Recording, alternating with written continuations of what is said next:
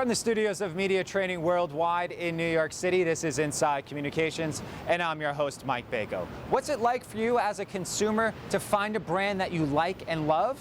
You're having a brand experience. And that's what today's guest, Jim Joseph, has written about in The Experience Effect. Today on Inside Communications, we go inside with Jim to find out his thoughts on which brands make that strong connection with their consumers. Coming up next on Inside Communications.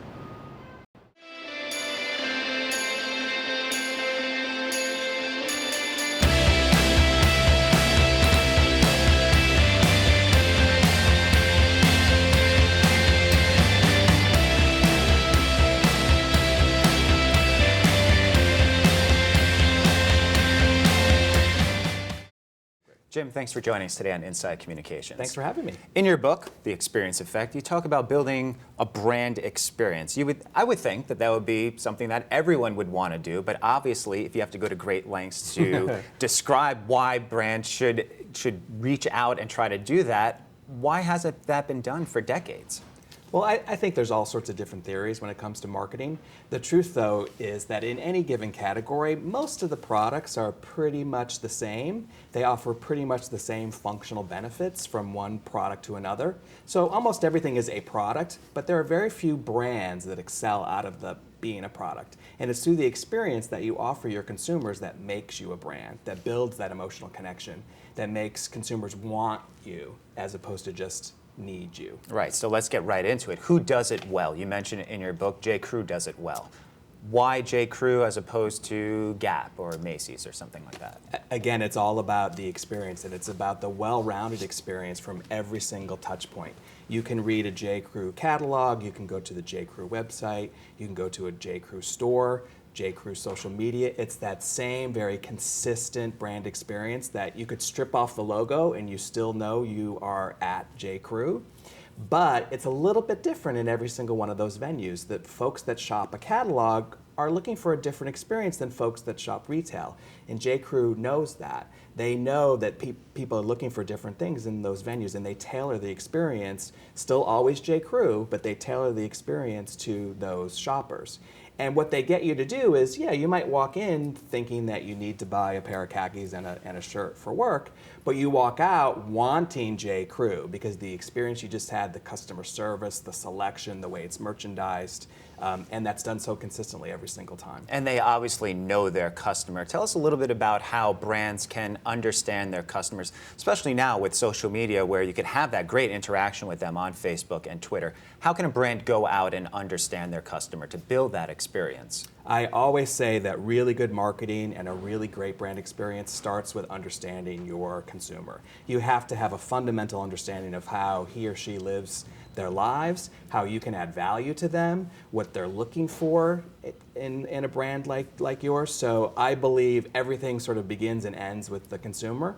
And there's lots of very traditional market research techniques that we all use that are very effective at helping us to understand the demographics of our consumers. You know, their ages and their incomes and where they live. I mean, there's lots of rich data there. It's the psychographics, though. It's their attitudes and their behaviors and the way they feel and what they worry about that really helps you to get a really good understanding of who your consumer is and how you can improve their lives. So I always tell our clients, you know, spend a day with your consumers. I remember when I was at Johnson's Baby Products, I was a brand manager, I was 25 years old. Here I am in charge of Johnson's Baby Powder. I'd never held a baby in my entire life. So I spent a day with a new mom and I helped her change diapers. I went to her pediatrician appointment and I got such an unbelievable understanding of what she goes through. The psychographics, the attitudes and the fears and the worries and the interaction with her husband and the interaction with her baby and her other kids.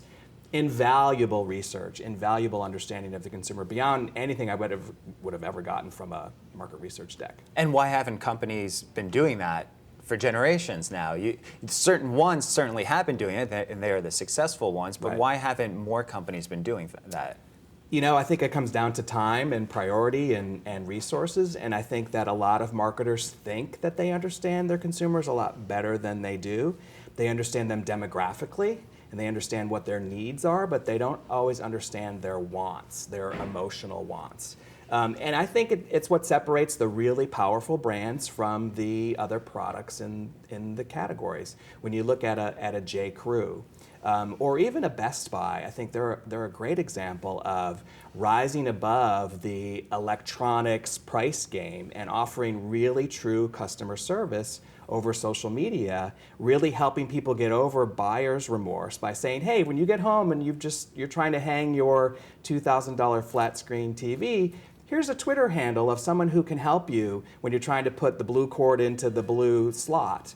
And they understood that the experience will help transcend just price, will help just transcend, I need a flat screen TV, and help build a much bigger emotional connection. Where do companies go wrong in terms of doing this? Is there ever a danger of having too much information, of having too much noise cluttering out exactly what you're trying to do? Oh, absolutely. There's analysis paralysis, certainly, where you have so much data you can't get out of the data. And I think where a lot of people go wrong is they forget that there are people in there, that these are real, live, breathing, living people that we're talking to, communicating with, trying to build a relationship with, and that they're more than just the numbers. So really trying to understand how they live their lives can help you break through how to connect with them and how to have an emotional connection. So in a way, it's almost the baseball manager that has too much statistics as opposed to just saying, you know what, this guy's riding a hot hand, let me go with him, almost the opposite of what we're seeing now with Moneyball and different things like that. Absolutely. And I think that a lot of brands think that the functional benefits that they offer are enough. You see that a lot in health and wellness, in fact. They think that if you just offer claims and you say, well, this brand will help reduce cholesterol, that's enough to break through. But you need to build a much more robust experience if you're going to get that consumer and get them sort of engaged in your brand. You need to offer them more than just the product alone. Healthy information, lifestyle tips, resources, ways to connect with other consumers, which is what we're seeing is so powerful about social media now, is that brands are helping people find other people like them and helping them connect with them and learn from each other, because consumers are finding that to be actually much more meaningful. If I can meet somebody who's going through the same thing I'm going through, and if a brand is what connects me there, then suddenly I have a much bigger impression of the brand. Building that community. Exactly. So which companies are doing that well? Certainly brand loyalty for something like Coca-Cola. I was just down in the South, and everyone down there has a story about their grandfather or their grandmother taking them out fishing, having a Coke. They have that brand identity with them. They do. How can companies foster that and build on that and build that legacy? Well, Coca-Cola is a great example. Pepsi is a great example. Two competitors who duke it out for who's got the bigger, better emotional connection with their consumers. And diehard consumers of either of those brands will defend those brands, all the way down the pike. And that's ultimately what you want to get to. We have a client at Lippe Taylor who I think does an especially amazing job. Philosophy, line of skincare products. Been around for quite some time, but certainly not a heritage brand, relative to many brands in the beauty industry, a young brand, but has developed an unbelievable emotional connection with their consumers, unbelievable love. And when you hear how consumers talk about that brand in social media, you just see all these emotions sort of pouring out about how the brand makes them feel, and they give the brand as gifts, and they can't wait to introduce their daughters and their friends to the brand. You hardly ever hear a functional benefit. The functional benefits are a given. Reduces wrinkles, washes my skin, moisturizes my skin, conditions my hair. Those are given.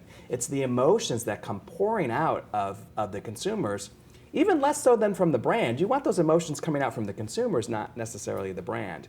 Powerful, powerful experience. And much more powerful than, say, if you had a celebrity doing a 30-second or 60-second spot talking about how it reduces wrinkles or how it makes them camera ready. It's a lot different when a 30-year-old woman is talking about how she wants her daughter to be wearing that makeup for years to come. Absolutely.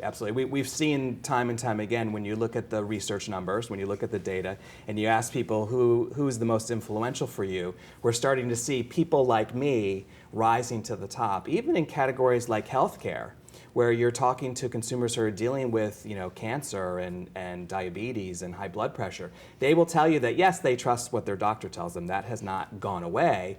Their influence has come down, though, as finding other people that are going through the same thing I'm going through, who are also diabetic or newly diagnosed with cancer or dealing with high blood pressure. I want to hear what they have to say and what they've gone through and what they've done to sort of improve their life.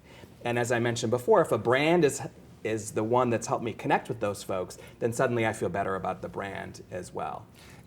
Building that community, now that we have the internet and all sorts of technology, how important is it for companies to have that forum on their website? Good or bad, positive experience, negative experience, but to have that forum where people can go to get that unvarnished opinion. Sue from Wisconsin giving the same experience as Tom from Miami. How important is that?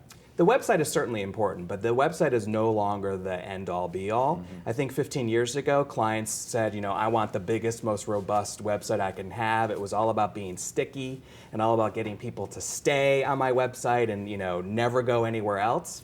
And the world has changed, and now what consumers want, what folks on the web want, is they want multiple touch points. They want to be able to go to a lot of different places and get information. So if your brand can develop what we call at Lippe Taylor an ecosystem, where you're in all the right places at all the right time, and the consumers just keep stumbling upon you, then you're in a much more influential position, rather than just being the website that's just pouring out information about your brand. What you want to do is be a member of the community and be where they are when they're looking for information and finding each other. So it's not just about the website anymore, it's about social media, Facebook and Twitter, and partnerships on other relevant websites. And yes, a banner ad here and there where it makes sense to get a click through.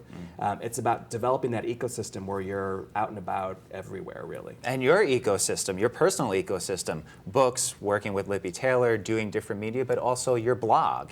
One of the things that you say on your blog is that marketing is a spectator sport. Spectator sport, absolutely. Tell us a little bit about that. Tell us a little bit about the blog, what you aim to do with the blog, how your opinions on the blog may differ or be different than what you have in the book. Sure. Well, I am a big believer that marketing is a spectator sport, and what I mean by that is that we can learn from each other. I learn a tremendous amount, and I've been around for a little while now, but you can still teach an old dog new tricks. I learned a tremendous amount by watching what other brands are doing in the marketplace, what they're doing well, what they're doing not so well. And that blog, my blog, is really a vehicle for sharing ideas. And I just talk about observations that I'm seeing in the marketplace that we can all learn from. And then I get comments back from readers, and I learn back from them, which is really it's a labor of love. Great example of this is just last week, Ragu ran a video series on their website featuring relatively well-known mommy bloggers talking about preparing dinner. And talked about the tips they would do and things they would do when preparing dinner and how important the family dinner is. And in one of the video segments, they talked about dads and dad's role in dinner. And they kind of weren't too complimentary. They brought up some stereotypes about dad being sort of bumbly and fumbly in the kitchen. And of course, consumers and bloggers and daddy bloggers went wild. And I wrote about it in my blog, and I said, marketing's a spectator sport. Let's learn from this. Let's learn that adopting the same old stereotypes aren't going to necessarily resonate. And let's learn the power of these bloggers and the power of the consumer voice and the fact that consumers reacted so quickly and so negatively. We should all learn from that. Let's not trash the brand for doing it. They're not necessarily wrong. Let's all learn from it. So that's sort of the purpose of the blog. And what other functions does the blog serve? I noticed just recently something as simple as a focus group skit on Saturday Night Live, getting a couple paragraph commentary from you. It's important just to keep that intellectual dialogue flowing, whether it be a longer form narrative like the book or just putting out 3 or 4 paragraphs on something that you see on TV. Yeah, the spirit of my blog actually is just a quick little hit. I write it every single morning. It's sort of part of my daily routine. I get up and I start writing. And it's meant to be a quick little hit, a quick little observation in the marketing space. I have guest bloggers come on every now and again to get a different point of view. So yes, today I wrote about the SNL skit about the professional focus group person with Melissa McCarthy. And people have been reading it and commenting on it already. Just random stuff sometimes, but And sometimes, always related back to marketing. and it's related back to marketing, but it also gets your name out there, so people that might not be familiar with your work with Lippe Taylor or even with the book see you in that arena as well. Yeah, well, it's nice to have a voice in the industry. There are a number of people in the industry that have tremendous voices, and they state their opinions, and they have a role in shaping the future of the industry, and that's where I want to be also, and where I want the agency to be. We're a team of thought leaders at the agency, actually, in communications and in marketing and digital marketing and creativity. So I want to have our voice out there, and I want to be leading the industry and doing the best marketing that we possibly can, and advancing the industry to be a place that clients are happy to be a part of, that new folks want to bring their talent into the industry. I believe it's all part of the same thing. Well, Jim, thanks for sharing your thoughts with us and going inside communications with us. Thank you. Thanks.